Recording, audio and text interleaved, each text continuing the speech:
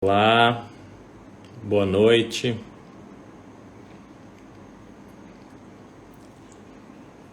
Estamos aguardando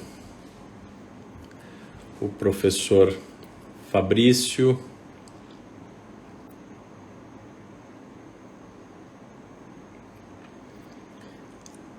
Conversei há pouco com o professor Fabrício, ele disse que precisaria atrasar um pouquinho, de que entraria na nossa live em torno de 20h10. Agora já são 8h12, ele deve estar em movimento de aproximação. Deve estar em movimento de aproximação conosco aí.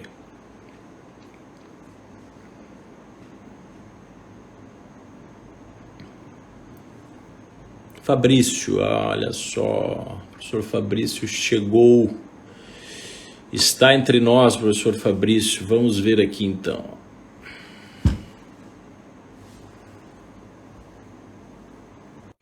Conectando. Olha só, o Olá, professor Fabrício boa está noite. presente, está entre Consegui, nós. sobrevivi aqui a minha pequenininha aqui que estava dando um showzinho aqui, viu, professor? Não, eu Não sei, foi, não foi fácil. eu não, se tu não falasse por questão de proteção de dados pessoais, eu não divulgaria o motivo pelo qual tu estava se atrasando. Mas já que Não, eu vamos. interpreto a tua colocação como uma autorização, então o professor Fabrício estava cuidando da sua filha com Exato. dois meses, né, Fabrício? 2 meses, 2 meses, 2 meses. Bem naquela Ah, fase que demanda bastante da gente. e como eu sei, como eu sei. Bom, pessoal, eu Mas primeiro estamos queria. aí, chegamos. Chegamos, isso que importa para tratar de um grande tema, né, da Lei Geral de Proteção de Dados. Eu agradeço desde já a presença do professor Fabrício da Mota Alves, que é advogado, professor em proteção de dados, membro indicado pelo Senado Federal para o Conselho Nacional de Proteção de Dados Pessoais e da Privacidade, ou seja, indiscutivelmente uma autoridade no assunto que eu diria que hoje é o assunto. Talvez no Boa. Brasil, ao lado de reforma tributária, ao lado de reforma da Previdência, só se fale hoje, né, um dos grandes temas do país no momento é Verdade. exatamente a Lei Geral de Proteção de Dados. Então, eu gostaria de agradecer, dizer que é uma honra para a Escola Superior de Direito Municipal te receber aqui, Fabrício, que eu esperei receber um super especialista no tema. E desde já te dou a palavra para que tu faça a abordagem inicial. Eu, como professor de processo civil, serei hoje um grande ouvinte. Claro que uma ou outra curiosidade eu tenho, e eu também coloco à disposição de todos aqueles que estão participando conosco que escrevam para que a gente possa debater, para que a gente possa abrir o debate. Mas desde já te dou a palavra para enfrentamento dessa questão fundamental, que é a questão da figura do encarregado, em especial da Lei Geral de Proteção de Dados de um modo geral, mas em especial da figura do encarregado no poder público. Isso. Fabrício, a palavra é Perfeito, tua, perfeito. seja bem-vindo. Muito obrigado, fico muito honrado. Fazia um bom tempo que eu não fazia uma live aqui no Instagram, então estou me sentindo assim uma retomada.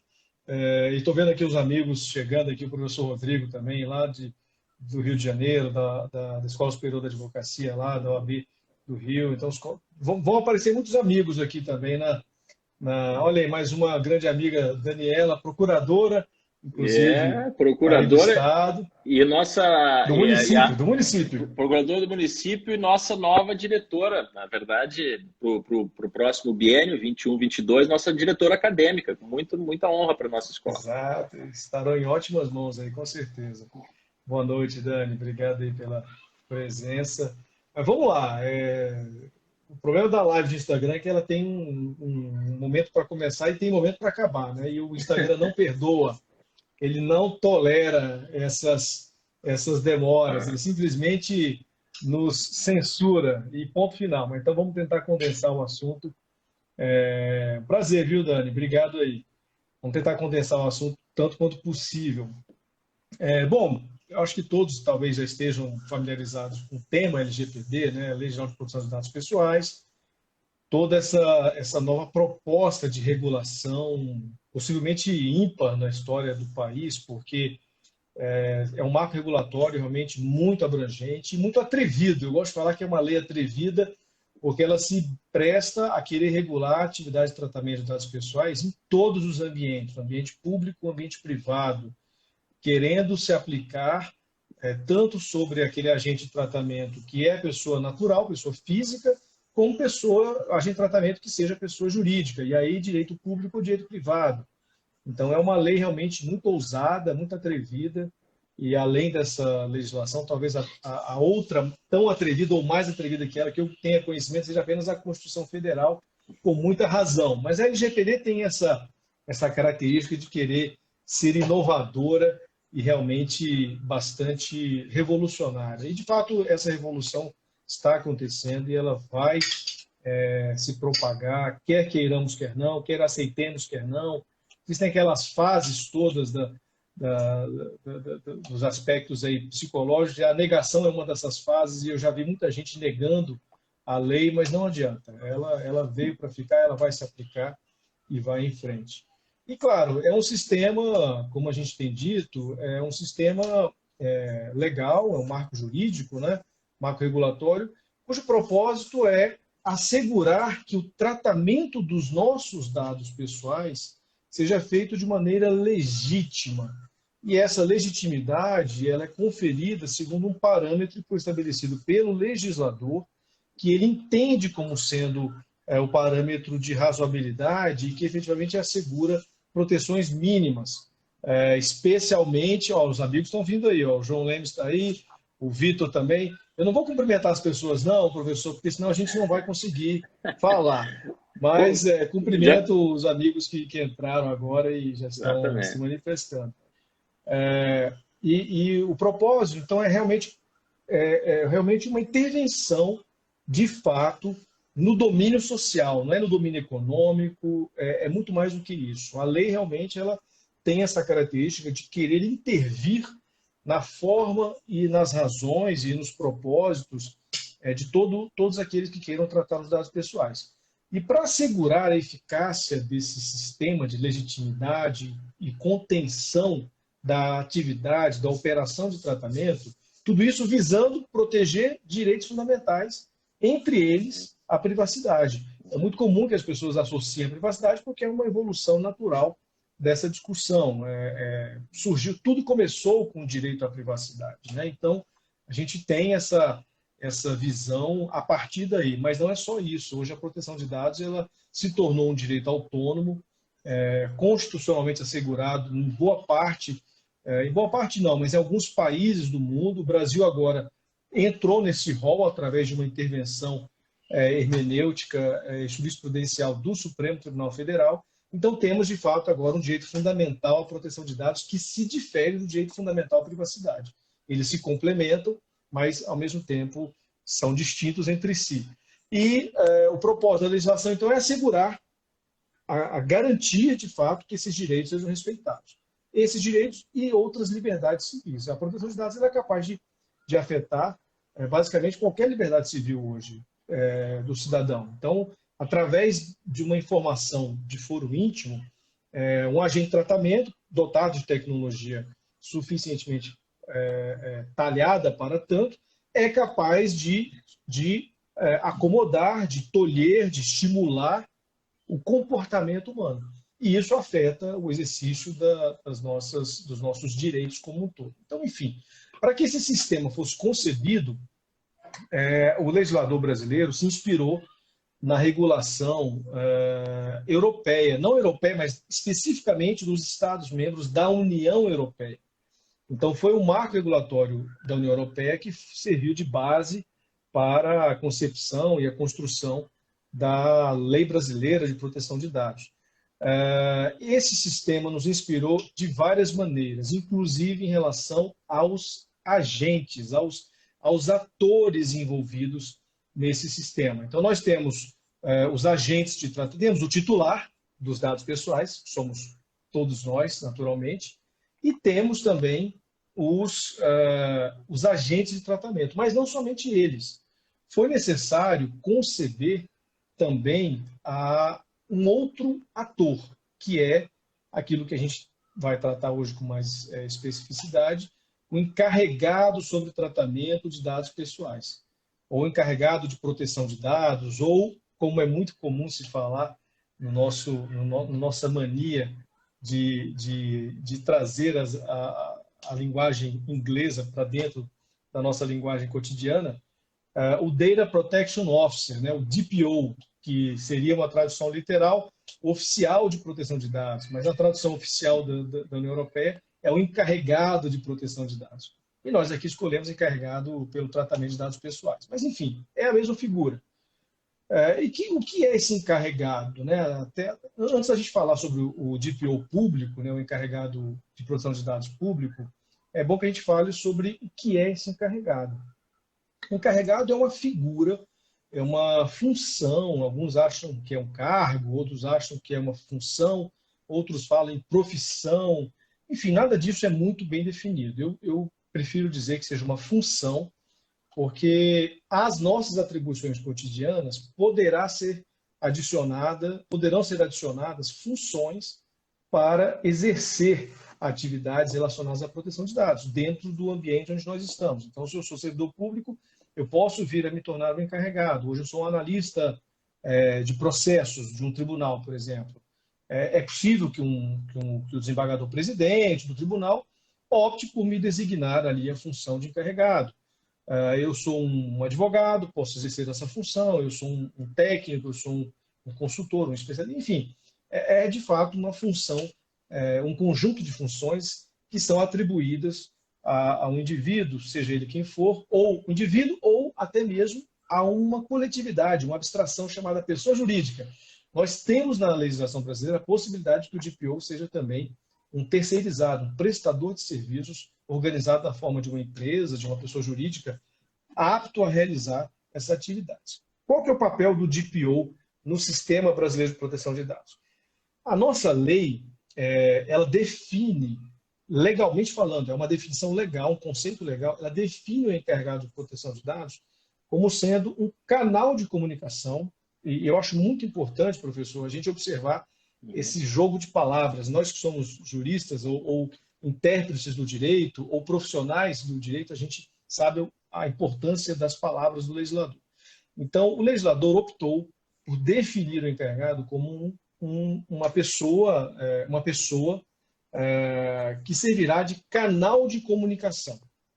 Então, foi muito forte isso, porque você enxerga que o encarregado, no momento em que você vai designar uma pessoa, atribuir a uma pessoa essas funções, você tem que entender que ela servirá de canal de comunicação. Ou seja, ela tem que ser dotada minimamente de atributos, talvez não técnicos, de comunicador.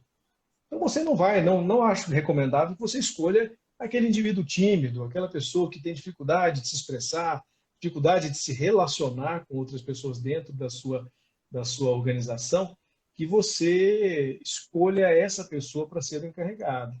É possível que ele exerça? Claro que é possível.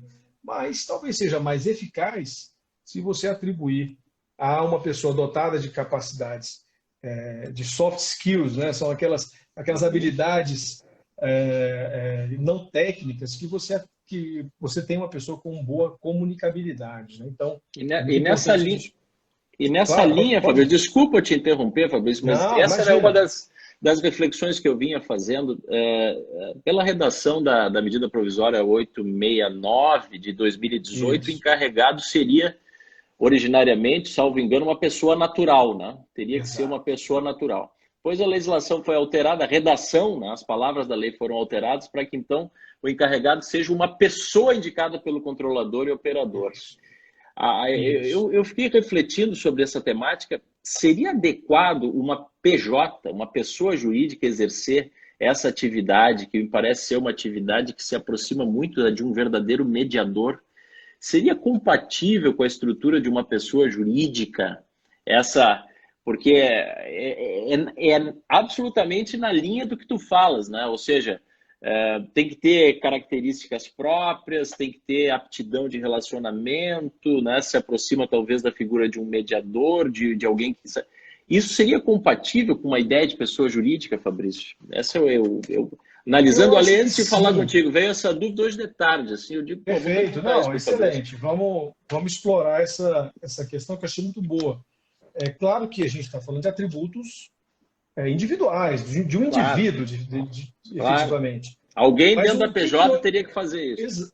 Exatamente. Então, talvez a melhor solução para atender a essa visão do legislador, ou seja, alguém capacitado para exercer essa atribuição com condições e atributos de comunicação eficazes, que fosse uma pessoa designada dentro dessa consultoria, dessa empresa, desse escritório de advocacia, o que quer que realize essa atividade, que tenha essa capacidade de servir realmente como canal de comunicação com efetividade, né? Ou seja, que soubesse comunicar. Eu acho que o encarregado ele se aproxima muito do conceito de ouvidor, porque o Uhum. ouvidor também precisa ter atributos específicos para realizar suas funções de ouvidor, suas funções de receptáculo dos questionamentos, das provocações, das sugestões, dos elogios, das críticas, das denúncias também, que eventualmente possam ser direcionadas a ele. Então, é claro que no caso de uma PJ, é fundamental que você escolha alguém, a face, o rosto desse encarregado dentro da sua PJ, escolhido para aquela empresa ou para aquele órgão, tenha essa capacidade de exercer minimamente esses atributos. Evidentemente que existe um lado técnico, e é por isso que todo encarregado, não todo encarregado, mas aquele que exerce as atribuições para agentes de tratamento que tem uma organização complexa, que eles tenham um suporte. Naturalmente, que eles possam ter um time, tecnologias, ferramentas e um bom time de suporte para dar vazão às demandas, porque a gente sabe que o propósito de qualquer empresa ou até mesmo órgão público seja prestar serviços de forma massificada. Ninguém abre uma empresa para ter um cliente e nenhum órgão público atende um cidadão. Então, nessa massificação a gente vai ter um volume bastante significativo de demandas. Então, enfim, esse suporte talvez seja uma solução que deva ser pensada de forma proporcional à complexidade e ao tamanho do agente de tratamento e das operações que ele realiza. Bom, enfim, o primeiro ponto, então, é isso. Ele é um canal de comunicação indicado pelo controlador ou pelo operador. No caso, a lei estabelece controlador e operador. E muita gente questiona, professor, porque você não enxerga na lei nenhuma outra passagem que coloque de forma clara que o operador deve indicar o encarregado. Você consegue entender isso claramente na legislação quando você desce ao detalhe da regulamentação e nesse detalhe você encontra lá o controlador deverá indicar o encarregado. Né? Você vai até o artigo 41 caput, se eu não me engano, e lá está presente o controlador. Então, por que você vai questionar lá em cima? Bom, o conceito fala em indicado pelo controlador e operador. E, bom, existe uma razão de ser, claro, existe um processo legislativo que tentou estender ao operador também essa possibilidade de indicação. Acabou que isso não foi levado adiante, houve um veto, né, exatamente no projeto de lei de conversão que decorreu dessa medida provisória, que o colega mencionou, e isso fez algumas pequenas alterações. Mas uma visão que eu tenho muito clara, e isso eu coloco nos livros que eu tive a oportunidade de escrever sobre exatamente a figura do DPO público, é que a legislação brasileira, se aproximando inclusive do que existe na União Europeia, ela acabou tornando obrigatório que qualquer órgão público ou ente público tenha a indicação do encarregado, seja ele controlador ou seja um operador público. Então, de fato, existe uma leitura da legislação no sentido de que tanto um como o outro, ou seja, o setor público como um todo, terá que ter o seu encarregado de proteção de dados. Então, você justifica por que o conceito lá em cima tem um E operador também. Bom, então é um canal de comunicação entre quem? Entre o agente de tratamento, no caso o controlador ou operador, e o titular de dados pessoais. De novo, muito próximo de um ouvidor, né? Muito semelhante ao papel de um ouvidor. E também canal de comunicação entre o agente de tratamento e a autoridade, né? A gente tem que lembrar para aqueles que estão nos assistindo, que talvez não tenham conhecimento ainda específico sobre a legislação, que essa lei foi criada com um sistema de fiscalização. Ela tem um regime de fiscalização e punição. Ou seja, aquele que descumprir as regras estará sujeito a consequências, que vão desde advertência até multa, suspensão e proibição de atividades, etc, etc. E tem alguém ou uma entidade responsável por isso, que é essa tal de Autoridade Nacional de Proteção de Dados, que já foi constituída e já está começando a realizar seus trabalhos, ainda timidamente, naturalmente, né, porque começou agora e tem um corpo funcional ainda muito, muito pequeno, mas que em breve vai produzir muito material relevante e vai exercer suas atribuições, que todos esperamos que estejam na lei, e também de propagação da educação sobre esse assunto.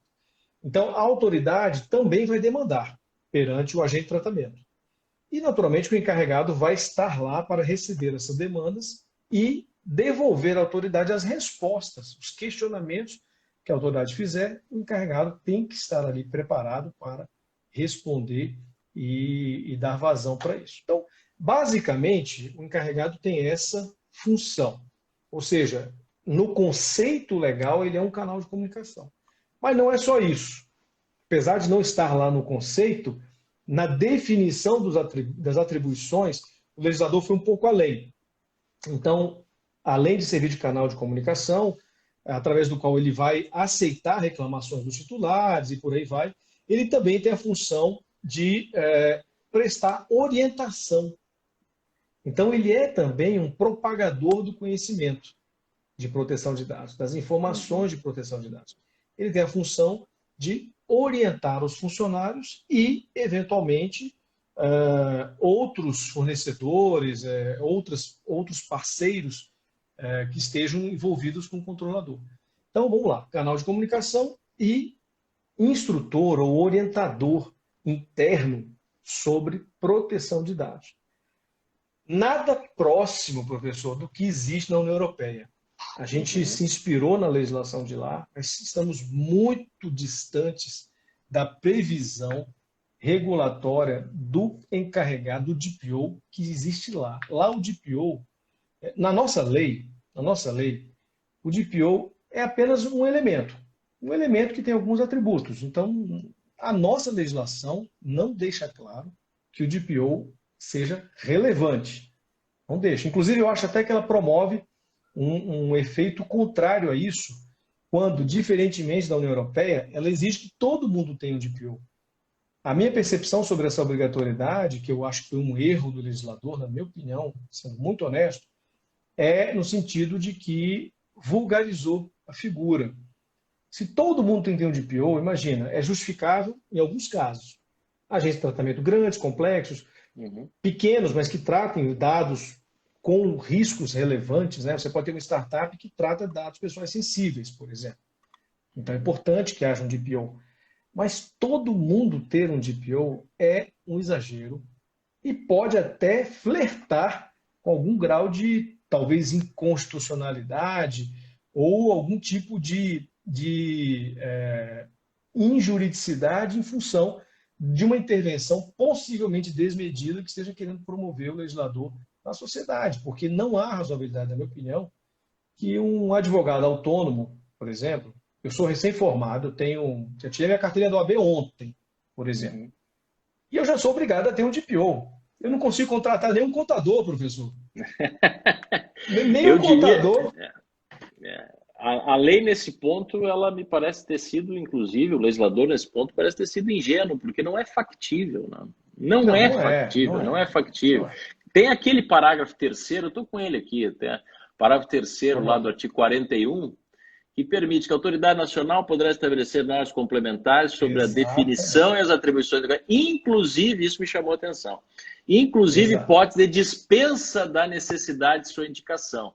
Só que aí o legislador delega para uma regulamentação infralegal sem atribuir qualquer tipo de critério, né? Quais seriam os critérios mínimos para que a autoridade competente para editar regulamentação infralegal possa dispensar a figura do encarregado? Como, né? Eu concordo, eu concordo. Eu acho que esses É, critérios é, tinham que ter a garantia de uma lei em sentido estrito. é. Eles deveriam estar na lei, os parâmetros deviam estar na lei, como existe no regulamento europeu.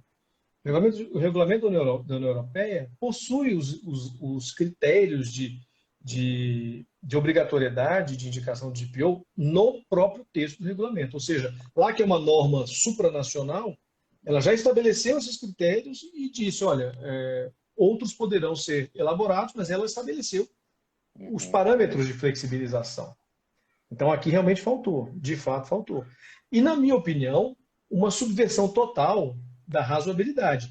O amigo falou sobre ser factível, concordo. Ingenuidade, concordo também. Ou a falta dela, no caso, né? É, Concordo também. é, Mas o que eu acho que o legislador errou aqui foi de ter invertido a proposta de imposição de obrigação legal. Porque deveria ter se tornado facultativo como regra geral e obrigatório, aí sim, segundo parâmetros infralegais. Devia ter feito isso e o não a contrário. inversão. Não o contrário. Porque, de novo, é o que eu estou dizendo, um advogado, falo do advogado, que, enfim, é minha profissão, nossa profissão, de fato, ontem mesmo eu participei de um evento com jovens advogados e eu falei exatamente isso. Eu falei, olha, todos vocês já escolheram o DPO de vocês? Olha. Aí o pessoal fica arrepiado, porque, como eu disse, não consegue contratar um contador. Como é que vai Uhum. contratar um DPO? Ah, mas o DPO terceirizado, tá bom, mas quem paga essa conta? Entendeu? Uhum. É muito difícil em vários outros aspectos. Eu fico pensando aqui numa padaria, fico pensando aqui num feirante, num ambulante, vou lá na feira, compro frutas e verduras numa feira. Imagina, o feirante que está ali na minha frente, e ele trata dados pessoais, porque ele, enfim, realiza pagamentos eletrônicos, inclusive com as maquininhas, com várias. Tem lá a listinha do fiado, né? A famosa listinha. É. Para mim, devia ser um dado sensível, tá? Eu já digo logo que a lista do fiado deveria ter sido categorizada, Sem mas dúvida. o legislador não quis, né? Então, É. tem lá a listinha do fiado, e de fato tem que ter um DPO. Então, não parece razoável. E vários outros problemas, voltando aqui à realidade do setor público, né, que é um ponto que eu Uhum. sempre comento, Pensa, também Fabrício, de no novo. setor público, pequenos municípios, municípios pequeninos, né? Exatamente, Municípios lá do interior, do exatamente. interior, do interior. Quer dizer, que tem uma estrutura administrativa própria já precária. Imagina ter que ter um Exato. DPO. Para atender Né? serviços essenciais à Ah, população local. exatamente. Sabe? Então, realmente são elementos que, na minha opinião, não sofreram um escrutínio adequado de realidade de Brasil. Uhum. Foi feito, como toda legislação é feita, com aquela arrogância da União Federal, né, de Uhum. querer resolver os problemas do país através de uma lei que ela elabora, e soltou essa legislação. Inclusive, eu participei de um evento muito interessante de procuradores estaduais Uhum. e um colega, um grande amigo meu, que é procurador exatamente do estado do Rio Grande do Sul, Uhum. comentou um ponto interessante, que eu concordo com ele, o conselho, né, o conselhão, o conselho consultivo, já que a lei se atreve a querer regular a atividade em todos os entes federativos, os níveis federativos, e todos os poderes, inclusive, poderia ter assegurado um assento para a representatividade dos estados e dos municípios também. Poderia ter um conselheiro lá representando os municípios, poderia ter um conselheiro lá representando os estados, já que tudo isso será regulamentado em algum grau pela autoridade de proteção de dados. Então, enfim, são pequenas digressões que a gente faz, mas enfim, aquela história, né? A lei está posta. Eu tenho muita convicção de que sofrerá alteração legislativa e eu não acho que vai demorar para se adequar a essas realidades. É como o colega falou, municípios muito pequenos, e de novo, não ficou claro nem até quem deve indicar um encarregado no âmbito do setor público, porque se você observa o conceito legal de agente de tratamento, controlador e operador, você vai bater na literalidade da pessoa jurídica, pessoa jurídica de direito público. Nós sabemos que a organização administrativa do Estado ela não comporta apenas entes personificados, ela comporta entes despersonificados também. E isso já está acontecendo. Aqui eu vou falar de novo sobre a minha experiência mais próxima, que é a União, né? Eu moro no Desesqueço, no Distrito Federal. Mas a União está mais próxima aqui dos meus debates, mas eu vejo vários ministérios de Estado já estão indicando o seu encarregado. Quando você indica o encarregado, você automaticamente transmite a mensagem de que você se entende como um agente de tratamento. Então, se eu sou o Ministério da Infraestrutura, se eu sou o Ministério da Economia, se eu sou o Ministério da Saúde, e eu indico o encarregado, então eu estou me entendendo como um agente de tratamento. Mas esses ministérios não têm personalidade jurídica. Então, aí vamos descer para a realidade do município. O município tem seus órgãos, tanto do Poder Legislativo como do Poder Executivo. E quem que tem que indicar o encarregado? Será que é a prefeitura? Será que é o município como um ente de direito público? É a prefeitura? É a secretaria municipal? Todas elas? Quem é que deve ser o encarregado? Então, são questões que, para até descer o ponto de indicar, o que eu acho curiosíssimo, professor, porque a lei já está em vigor, ela já obriga todos a indicar, e nós não sabemos ainda como fazer, o que fazer, enfim. O Brasil realmente não é para amadores, eu adoro essa expressão, porque ela é muito verdadeira. E, de fato, é desafiador, porque há consequências, né? Imagina, uma lei que está em vigor, está vigendo, produzindo efeitos em praticamente toda a sua extensão, e o agente público, o ente público, ele não pode se furtar ao cumprimento da lei. Ele não pode simplesmente dizer, eu não vou cumprir porque, enfim, estou em dúvida. Ele precisa cumprir. Ele tem uma obrigatoriedade muito mais pujante do que o particular, por exemplo. A legalidade para o poder público é diferente da legalidade do particular. E continuamos com essa dúvida, né? Como vamos indicar? E, Fabrício, estrutura de controle para isso? Estrutura de controle, nós teremos uma estrutura adequada de controle para que, eventualmente, a legislação seja cumprida, ou seja, para que não seja um conjunto de conselhos, e sim um conjunto de preceitos com sanção. Nós teremos estrutura, tu que está aí em Brasília, a gente vai ter estrutura adequada no nosso país para controlar toda essa estrutura, principalmente no que se refere à administração pública? Não tem, eu não consigo acreditar nisso, porque, enfim, como eu disse, é uma lei atrevida, né? Uma lei que resolveu se meter em tudo e com todos, né? Ela vai arrumar briga com todo mundo. E quando você tem assim muitas brigas para você comprar, você tem que ter uma capacidade de suportar, né? A gente observa as estatísticas das autoridades de proteção de dados da União Europeia. Teve uma que eu publiquei recentemente, agora eu não lembro se foi da Suécia, acho que foi da Suécia. O número de reclamações dos titulares perante a autoridade sueca, e eu só não me recordo se foi sueca de fato, mas me parece que sim, quase que quintuplicou após a entrada em vigor do GDPR. O Brasil tem uma certa peculiaridade que o cidadão ainda não sabe o que é LGPD, ele ainda não consegue entender que direitos que ele tem, que obrigações que quem trata o seu dado tem. Então, isso tudo, de certa forma, impacta o nível de provocação dos órgãos de controle, da própria autoridade, ainda que a lei tenha prorrogado as sanções para o ano que vem, mas você tem responsabilidade civil, que já pode ser questionada. Agora mesmo, eu me recordo esse caso recente do STJ, por exemplo. Todos vimos, o absurdo que foi aquilo, uma invasão, etc, etc. Eu, particularmente, não vi nenhuma notícia, nenhum questionamento sobre responsabilidade civil administrativa dos envolvidos nesse episódio. Não vi, mas é o tipo da coisa. Se isso tivesse acontecido com uma empresa privada, a primeira coisa que ia acontecer era chamar a empresa à responsabilidade. Primeira. Então, enfim. E vários outros casos. Agora, o Ministério da Saúde também, com esse mega vazamento que aconteceu, mais de 240, sei lá quantos milhões de cidadãos tiveram seus dados expostos. Tudo isso deveria ter, e pode vir a ter consequências, né?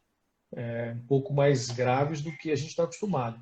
Mas não tem havido questionamentos. Os órgãos de controle, por enquanto, ainda estão contidos no questionamento. Não sei se bem por uma por por uma precaução, por uma responsabilidade social e democrática. Eu realmente não compreendo muito bem. Eu sei que poucos órgãos têm agido. A NPD, naturalmente, não dá para esperar muito dela agora, muito embora ela seja o órgão de controle por excelência. Mas eu acredito que isso vai mudar com alguns anos, né? Assim que o conhecimento, a informação sobre o assunto for se propagando.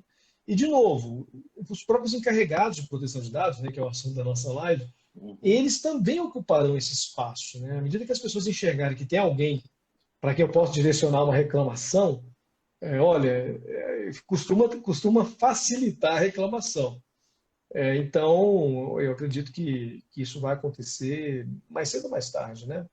Pois Mas, é, por enfim, o isso que papel do encarregado é esse. a figura do encarregado vai ser muitas vezes de anteparo contra essa avalanche de demandas para o órgão de fiscalização e até mesmo o Poder Judiciário, né? Parece que a figura Exato. do encarregado possa exercer, né, possa se ter esse papel de prevenção. Agora eu te pergunto, verificando as atribuições do encarregado, Fabrício, a gente verifica no inciso 2º lá do artigo 41, que entre as atribuições está receber comunicações e adotar providências. Quer dizer, quais as competências ou qual exatamente o poder do encarregado, poder em sentido jurídico, né? Poder do encarregado de adotar as providências cabíveis, Pois é, olha que que interessante. capacidade jurídica ele teria de, em síntese, em apertadíssima síntese, resolver o problema, né?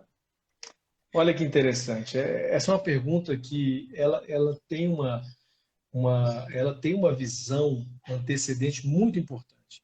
Por quê? Porque o regulamento europeu ele previu os instrumentos jurídicos para dar ao encarregado o poder de resolver esses problemas. Então lá você tem garantias, você tem a Esse é o garantia da ponto do meu autonomia, questionamento. você tem garantia de autonomia, você tem garantia de recursos, até mesmo obrigatoriedade de o agente de tratamento oferecer recursos, inclusive de tempo. Ou seja, o encarregado, você quer acumular a função do seu encarregado com a função de gerente de alguma coisa? Ok. Então você vai atribuir essa ambivalência funcional. Mas saiba você que, se ele é o seu encarregado, o regulamento estabelece que você tem que assegurar tempo suficiente para ele exercer essa função. Não adianta você colocar na placa lá, num crachá, que ele é o encarregado, botar no site que ele é o encarregado, e o cara só tiver 20 minutos por dia sobrando para realizar essa atribuição. Você vai ser multado, você vai sofrer consequências em função disso. Então, no regulamento europeu, existem atributos que são assegurados pelo próprio marco jurídico. Ou seja, se fosse o equivalente aqui no Brasil, a LGPD deveria ter esses atributos. Lá você tem, por exemplo, a garantia de indemissibilidade pelo exercício da função. Eu não posso mandar embora o encarregado porque ele criticou o meu grau de adequação, porque ele criticou a atividade de tratamento que eu quero fazer e está dizendo que viola a lei. Eu não posso mandar ele embora por isso. Aqui não tem nenhuma garantia. Pelo contrário, eu não quero polemizar, talvez eu nem deva polemizar, mas eu já conheço alguns encarregados aí que estão sendo destituídos do cargo porque estão incomodando demais. Então, assim, de novo, é uma figura decorativa. O que está acontecendo no Brasil, por enquanto, não é aquilo que a gente enxerga lá fora, ou seja, aquele cidadão, aquela cidadã que vai exercer suas atribuições com toda aquela capacidade de ação e reação. Não vai ser isso. O encarregado aqui no Brasil, por enquanto, claro, as empresas com melhores condições têm feito isso, mas isso não é a realidade de todas as empresas.